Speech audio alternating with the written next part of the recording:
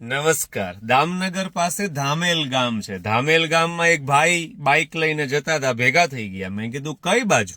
કે ડોક્યુમેન્ટ લેવા જાવું. શેના ડોક્યુમેન્ટ? તો કે ગામમાં 400 મીટર લંબાઈનો એક રોડ બનાવ્યો છે, આરસીસી. એમાં બરાબર ધ્યાન આપ્યું નથી બનાવનારે, એટલે માપદંડ કઢાવવા જાવો છે, કેટલી જાડાઈ ને શું એમાં મટીરિયલ વાપરવાનું, ખરાઈ કરવી છે. બહુ બોગસ કામ કર્યું છે એમ.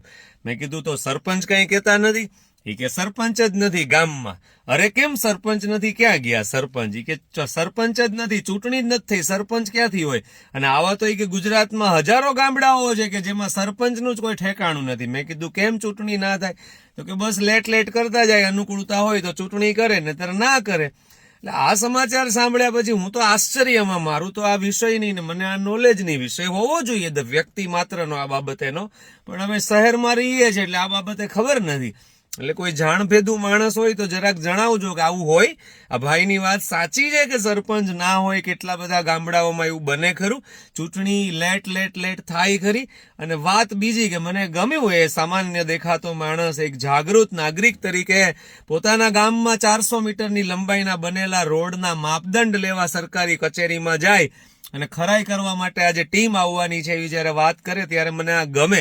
એટલે ચોરના પેટનાઓ જે હોય ને આ ગુજરાતમાં, ભારતમાં, દેશમાં, પૃથ્વી ઉપર, એની સામે આવા સામાન્ય દેખાતા જાગૃત નાગરિકો હોવા જ જોઈએ. જેમ રાજકારણમાં વિરોધ પક્ષ મજબૂત હોય તો સરસ કામ થાય ને તો બધું સરસ ચાલે એવું આપણે તે કહેવાય છે ને એવું હોય છે.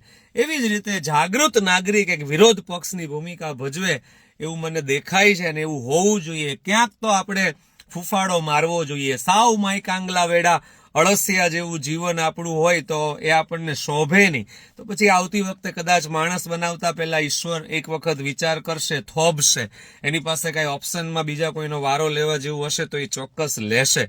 એટલે મારી આવા દરેક સામાન્ય દેખાતા જાગૃત નાગરિકને, જે દેખાવમાં જ સામાન્ય હોય છે બાકી તો તાકાતવાળો જીવ હોય છે, એવા દરેક જાગૃત નાગરિકને મારા લાખ વંદન છે કે આવો ફૂફાડો ક્યાંક મારતા રહેજો.